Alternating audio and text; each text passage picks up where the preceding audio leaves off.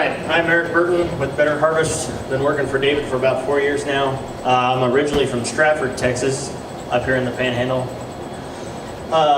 We do the nitrogen management for the 345 project, and we're also a Aquaspy dealer, who you'll see later from Russ, and we're now getting into some this Phytech systems. They're a crop sensor, and we're a dealer for those as well. I'm going to go over just a little short summary, kind of what Phytech is, and for those that don't know. Okay, the whole idea behind Phytech is just plant-based. So they do have a soil moisture sensor, but it's letting the plants do the talking. And so these Phytech systems, they'll go on the stem, on corn, cotton. They're real big in orchards. That's where they got their start. They're an Israeli company. So the idea, as we all know, when to irrigate, well, a lot of the argument in our area is all the time, right?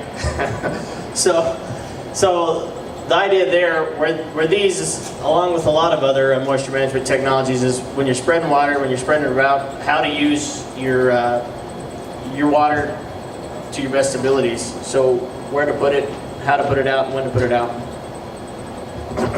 So the way the Phytech sensors work is off of micron measurements. So they read the shrink in the soil of the plant during the day. It's basically taking in the water movement in the plant. During the day, that plant will shrink, and then at night it'll swell. And that has to do with the transpiration in the plant. The sensors also measure growth. So in corn, you'll see a positive growth trend up until tassel time or maturity, and then towards the end of the season, you'll see it go negative. In cotton, it's really interesting because you can see positive growth until a PIX or growth inhibitor is applied, and then you can literally see to the day that stuff negative growth until it's starting to grow back out of that growth inhibitor, which can become a pretty good handy management tool. So like Aquaspy, they're using a web-based platform. So they're taking data in the field, sending it through a modem to a data bank, then putting it online for an easy web-based platform. They have an app as well for in the field. So what all the system entails is a data logger that goes out to pivot. It's used right off a solar panel, running through a cell signal.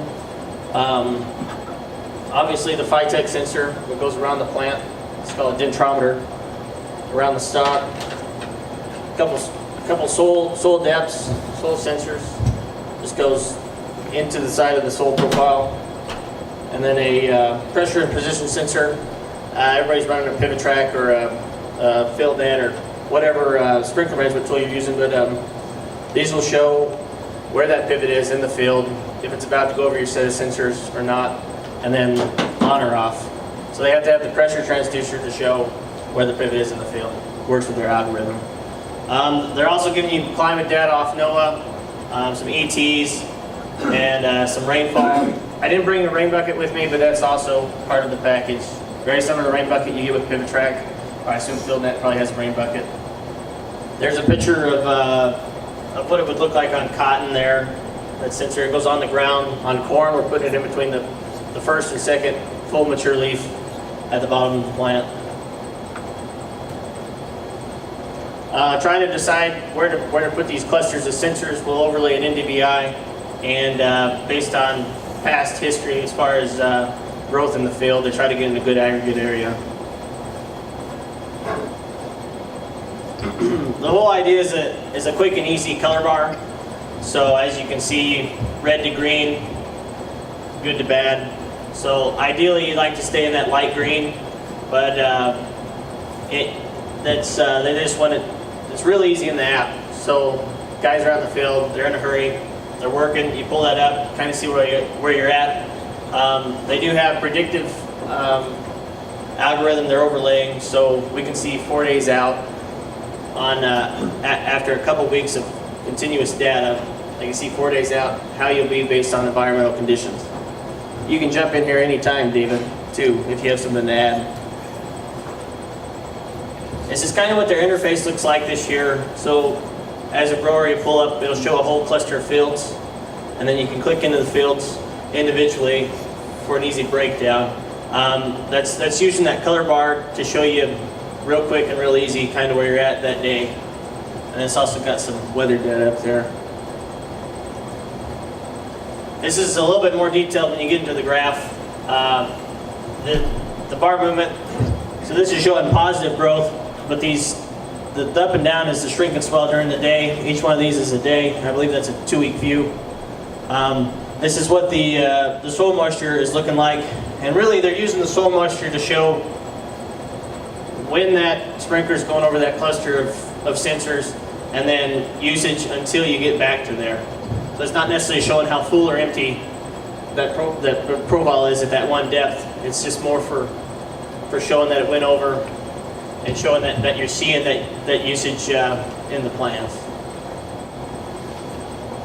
So this is an example of plants going into stress and then coming back out after an irrigation event or rainfall event.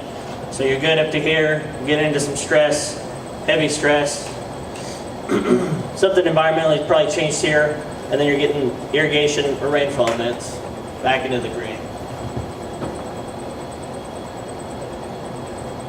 Kind of the same thing there. A look, that's probably in some drip somewhere, because as we know, pivots around here don't make it around in normally 4 days unless you just got a lot of water. So this is some data from last year off the water center over there by Eder in the 3, 4, 5. So those years are actually off the plants that the high-tech sensors were on, in the 3 GPM, the 4 GPM, and the 5 GPM. And then this is showing dry weight in those years.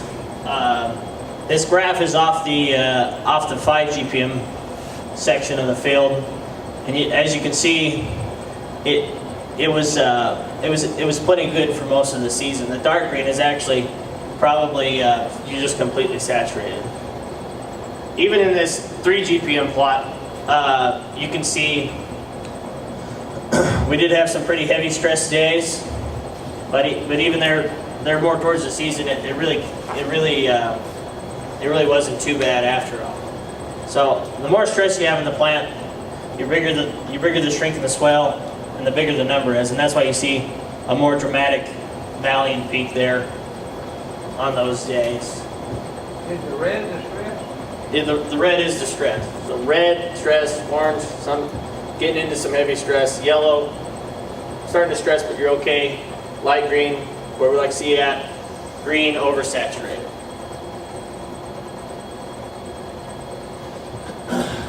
I'm not gonna hit you with much of this. So for a circle per se, we do 2 clusters of plant sensors, just in a quarter mile. Take for instance 2 clusters of plant sensors, so the dendrometers, 2 soil moisture at those plant sensor locations, a logger, a pressure transducer, install, extraction, and service for one price. You're also getting data service on the web and in the mobile. You'll get an NDVI image several times throughout the season, constant updates, and climate all the time.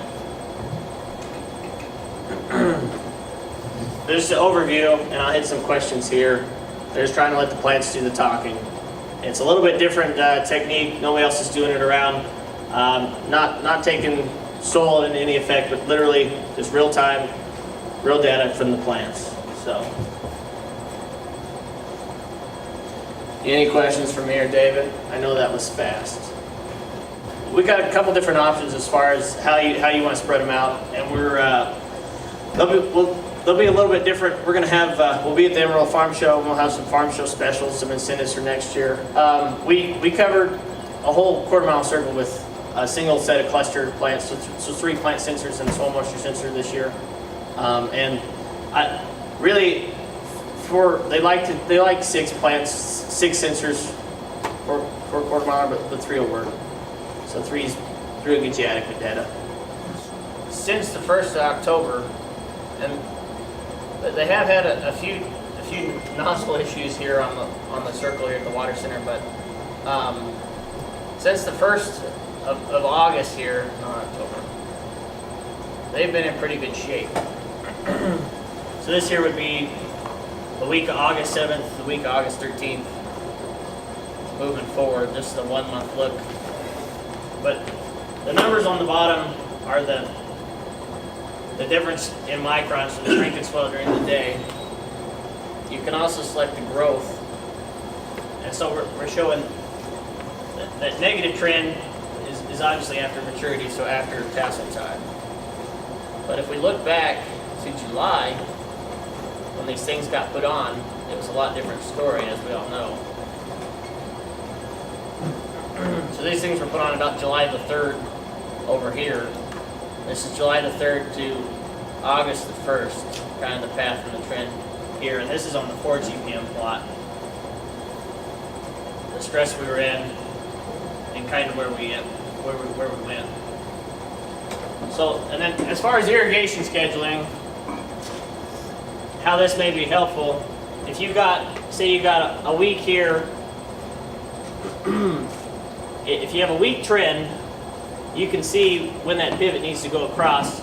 As far as, so here, you weren't irrigating, or you hadn't irrigated, you came across here, 1, 2, 3, 4, 5 days.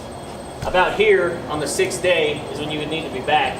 And it also depends on how much water you have, kind of what you're working with.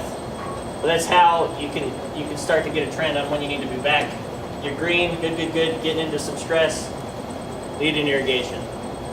In this green, get into some stress, get into your irrigation. And so that's a look at the 4 GPM. The advantage over soil probes, I think it's complementary to the probes. So if we could if you could afford both, that would be ideal. You'd be able to see what's below the ground and what's above the ground.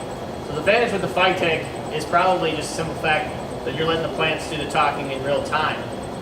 Where the soil probe is going to tell you where you're at when that pivot goes over, how full or empty, but it's not necessarily going to tell you how that plant's handling environmental stress and where you're at in real time. Really, is the advantage. It may give you more data earlier.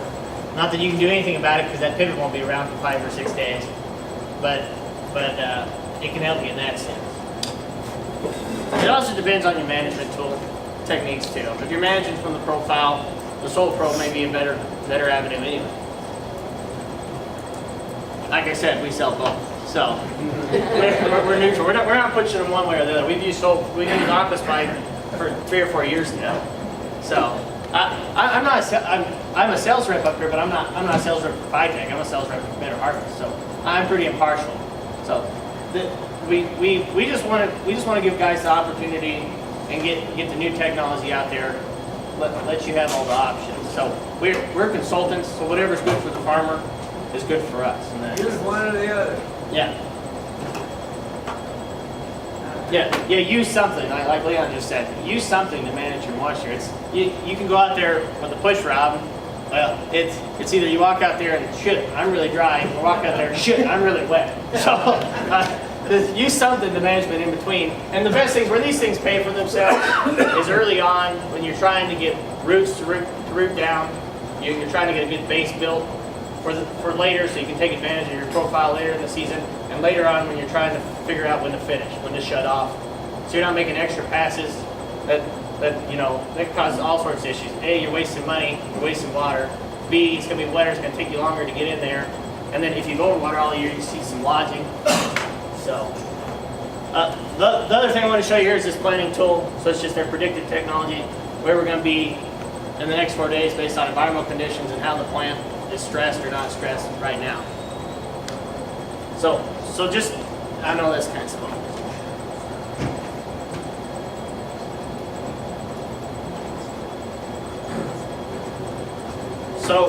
So based on the environment tomorrow, September 21st, based on those color codes, you know we're okay.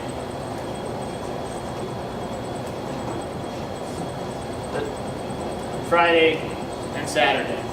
So, and they told me that will get better. They'll get longer. Next year we're hoping for a week out. So it's as the technology progresses, it's going to get better. They were all wired last year. This year they're all wireless. We had some hiccups with that, obviously, but they're getting better.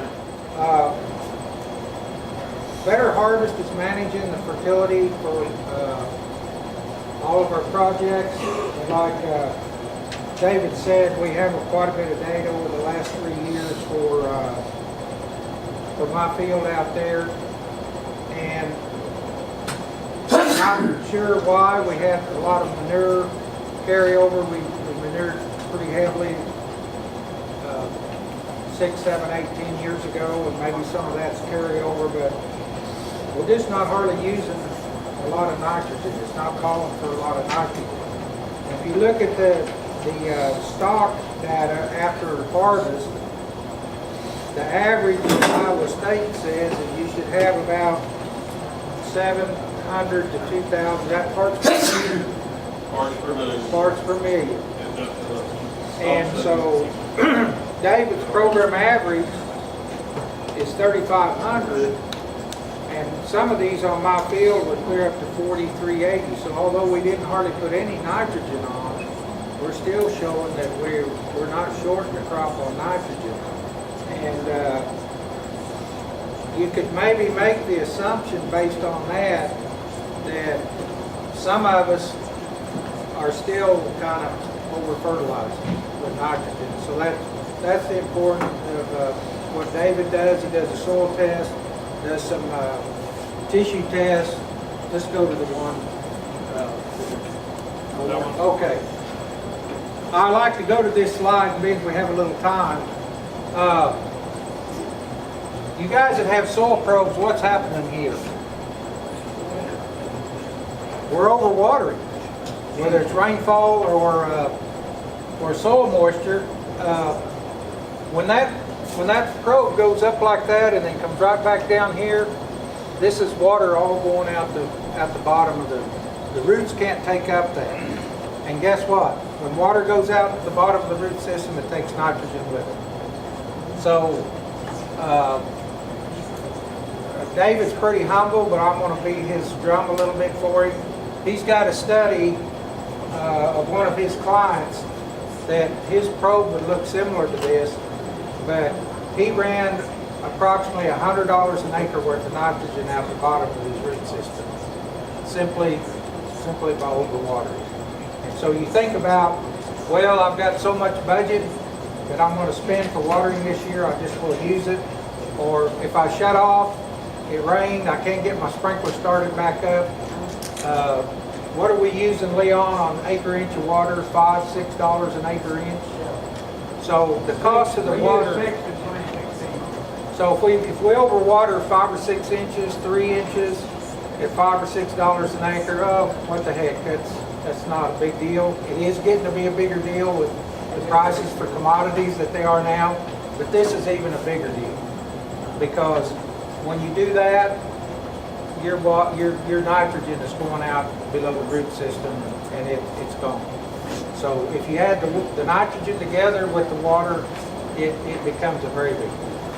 So that's some of the stuff that we've learned over the years, and that's what kind of got us on track to start looking at 3 gallon a minute and 4 gallon a minute, because with 5 gallon a minute, there are times when you get some rainfall that this is what your probe could look like.